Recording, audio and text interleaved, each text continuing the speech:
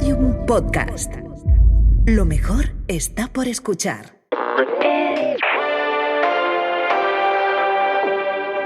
Falleció este lunes en Madrid a la edad de 75 años, víctima de una larga y penosa enfermedad. Pamplona se suma a la lucha contra una enfermedad incurable para cronificarla o curarla. Acudió al hospital y le detectaron una enfermedad terminal. Sufre una grave enfermedad a los 63 años. Pacientes con cáncer. Padeció cáncer. Con más casos de cáncer. Que están relacionadas con el cáncer. Con más casos de cáncer. Pasado un cáncer. La enfermedad del cáncer. Básicamente un cáncer. El Día Mundial del Cáncer. Cáncer. El cáncer se habla.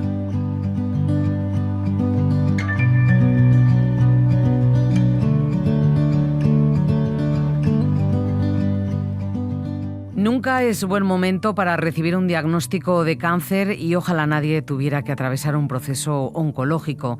Hemos hablado mucho en este espacio de cómo el diagnóstico, el tratamiento y las secuelas pueden condicionar nuestra vida laboral, pero a menudo olvidamos a sectores sociales especialmente desprotegidos ante los desafíos de un proceso oncológico.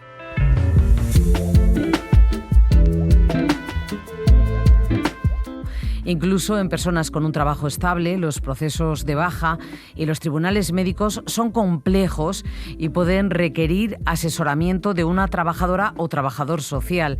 En el caso de situaciones más precarias, como las de las personas que trabajan por cuenta propia y las que se encuentran en situación de desempleo, las complicaciones pueden no ser solo burocráticas, sino también económicas. En el caso de autónomas y autónomos, al margen de la gestión de la baja laboral y la cuantía que ésta alcance, la misma interrupción de su actividad puede suponer una merma importante de ingresos, mientras muchos de los gastos se mantienen por la enfermedad. Cuando hablamos de personas en situación de desempleo, la casuística es aún más compleja, ya que la baja médica puede afectar a la prestación por desempleo y puede complicar el panorama de búsqueda de empleo tras finalizar el tratamiento. Para todas estas situaciones, la atención de las trabajadoras y trabajadores sociales de la Asociación Española contra el Cáncer pueden ser de gran utilidad. Tenemos con nosotros a Patricia Velasco, trabajadora social de la sede vallisoletana de la asociación, que nos va a ayudar a entender este tipo de situaciones y qué tipo de recursos pueden servir de apoyo ante estos problemas. Episodio 18. Del diagnóstico en desempleo o trabajo autónomo se habla.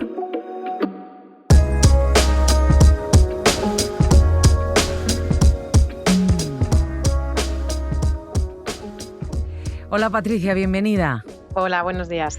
¿Qué problema social, yo creo que es lo primero que te tenemos que preguntar, puede producirse cuando una persona que atraviesa un proceso oncológico trabaja por cuenta propia o está en el desempleo?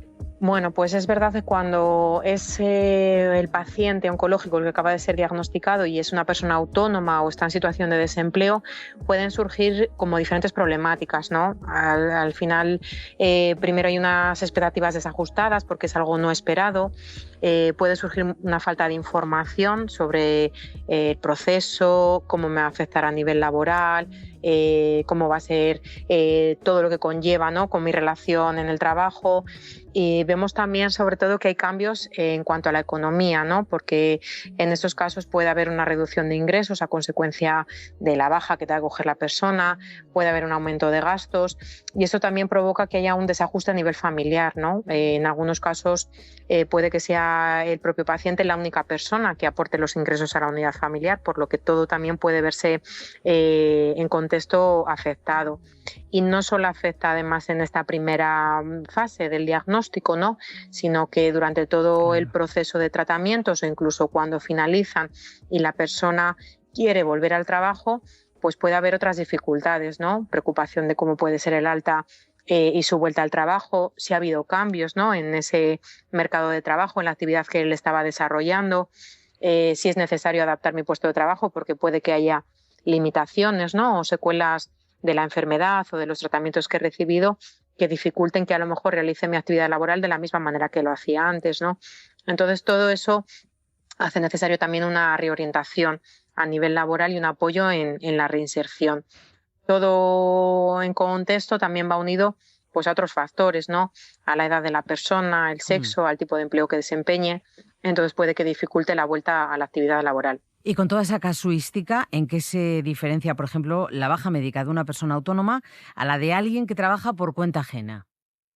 Vale, en principio el proceso de baja laboral es similar en cuanto a tiempos, en cuanto a la manera de proceder a renovar, por ejemplo, los partes de baja, pero sí que vemos que hay algunas diferencias cuando es la persona autónoma la que tiene que iniciar un proceso de incapacidad temporal con respecto a lo mejor a los trabajadores por cuenta ajena. Por ejemplo, en el caso de los autónomos, cuando se acude al médico de atención primaria a solicitar la baja y te dan el parte, o luego los posteriores partes de confirmación de baja, al final es la propia persona, el propio autónomo, el que tiene que acudir, o alguien de su entorno, claro, el que tiene que acudir a su gestoría para que sea esta la quien haga los trámites necesarios con la Seguridad Social, bien sea notificación de la baja, bien sea una solicitud de pago directo, que en otros casos no se produce, ¿no? Esta logística o esta gestión que tienen que hacer. Además, en los casos de autónomos, los 2 primeros meses de la incapacidad temporal es la propia persona autónoma la que tiene que seguir pagando sus cuotas de autónomos. Es decir, que hasta el 3er mes no quedaría exento de pagar esa cuota. Y es algo que también pues, afecta, ¿no? De manera particular. La cuantía de prestación que puede recibir por el proceso de incapacidad temporal en el caso de autónomos también va a depender un poco de lo que esa persona haya establecido en sus contingencias por enfermedad. Es verdad que en muchos casos que nos encontramos en la asociación son de personas autónomas que al final han cotizado por una base mínima y suelen percibir una cuantía a lo mejor de aproximadamente unos 800 euros por prestación de incapacidad temporal. Entonces sí que ven también reducidos sus ingresos en muchos de los casos. Estamos hablando de los autónomos, pero vamos con otro colectivo también especialmente vulnerable. ¿Qué ocurre, por ejemplo, si cuando se produce el diagnóstico la persona se encuentra en una situación de desempleo, está en paro? Sí, bueno, en este caso tenemos que ver en qué momento se ha producido esa situación de desempleo, ¿no? o de paro, porque tenemos como que diferentes casuísticas.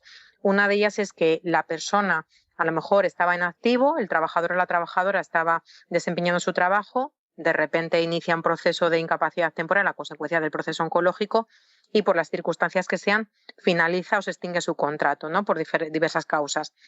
Esa persona, ¿qué es lo que ocurre en su caso? Porque ya pasa a una situación de inactividad, ¿no? Entonces pasaría a cobrar la prestación por la incapacidad temporal en cuantía igual a la que recibiría en situación de desempleo y además sí que se le va descontando el tiempo de paro que le pertenece. ¿Qué es lo que pasa en estos casos? Si finaliza su proceso de baja y le queda tiempo de paro, pues sigue cobrando esa prestación por desempleo. Pero si por el contrario sigue en situación de baja y se le agota el tiempo que le correspondería de paro, pues seguiría cobrando la prestación por la incapacidad temporal. Esto sería uno de los casos. Otra de las situaciones en las que la persona se encuentra cobrando una prestación contributiva por desempleo, ¿vale? Y en ese momento a lo mejor recibe un diagnóstico oncológico. ¿Qué es lo que pasa en este caso? Esa persona puede acudir a su médico de atención primaria para solicitar la baja laboral. Ese parte lo tiene que llevar al Servicio Público de Empleo y en estos casos lo que ocurre es que a esa persona no le van a llamar mientras dure su baja ni para ofertas de empleo ni para formaciones al haber dado constancia de que se encuentra en situación de baja. En estos casos la persona sigue cobrando su prestación por desempleo. Si le dan el alta médica y aún le queda tiempo de paro, pues esa persona va a seguir cobrando esa prestación. Pero al contrario, si finaliza su tiempo de paro al que tenía derecho y sigue en situación de incapacidad temporal, de baja, la persona tendría que solicitar un pago directo al INS para que siga percibiendo esa prestación mientras dure la baja. Aunque en este caso sí que la cuantía que va a cobrar se modifica y cobraría una cuantía correspondiente al 80% del IMPREN, que es un indicador que se utiliza como referencia para la concesión de ayudas. Es decir, que en estos casos sí que se ve afectada la persona que cobra esa prestación. Por último, nos encontramos con otro caso en situación de desempleo, y es aquella persona que a lo mejor ya ha finalizado esa prestación contributiva de desempleo, pero sigue sin trabajo y a lo mejor está cobrando un subsidio por desempleo.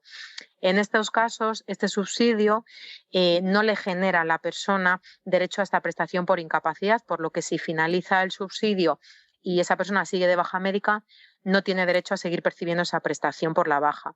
Entonces, en estos casos sí que hay que valorar si le puede corresponder algún otro tipo de ayudas para cubrir esa carencia de ingresos durante su proceso de baja. Atendiendo y entendiendo todas estas explicaciones, imagino que en algunos casos, tanto en personas que están en situación de trabajo autónomo como desempleados, la situación socioeconómica acaba siendo realmente grave. ¿Cómo en estos casos asesoráis a estas familias y qué tipo de asistencia ofrece la Asociación Española contra el Cáncer?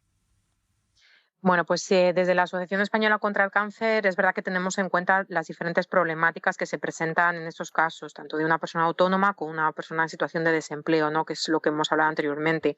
Pues esa falta de información, esa reducción de ingresos que tienen o aumento de gastos derivados o agravados por la enfermedad, dificultades para retomar la vuelta al trabajo, ¿no? Son muchas las problemáticas que puedan surgir.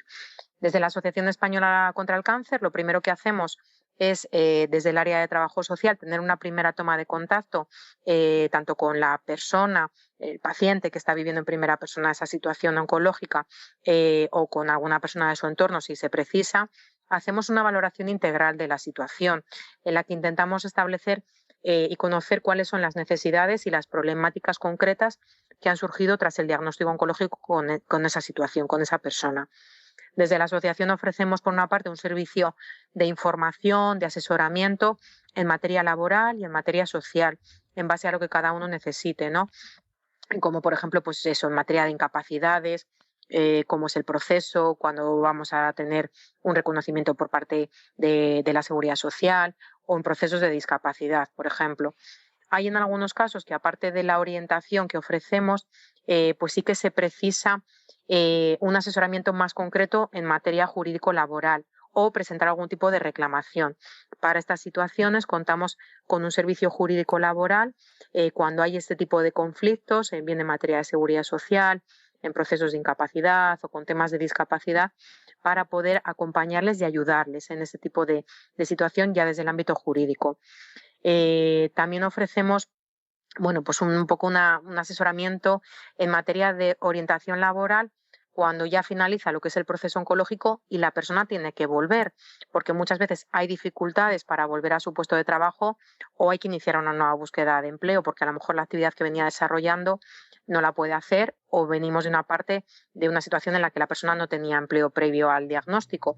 Entonces, pues también ese asesoramiento en materia de orientación laboral la cubrimos desde la asociación.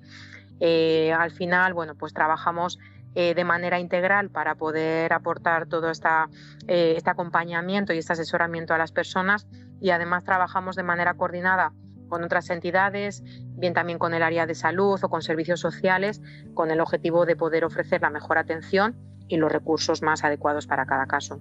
Muy útil, Patricia, toda la información que nos has dado, por las explicaciones, por los consejos. Muchísimas gracias y un saludo. Muchas gracias.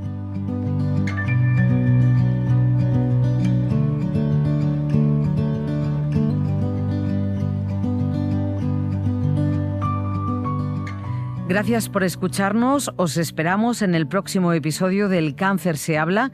Y recordad, la Asociación Española contra el Cáncer ofrece atención gratuita a las 24 horas al día, 365 días al año, en el teléfono 900 100 036. Sus especialistas están disponibles tanto para ayudar a las personas con cáncer como a sus familiares. Toda la información también disponible en contralcáncer.es.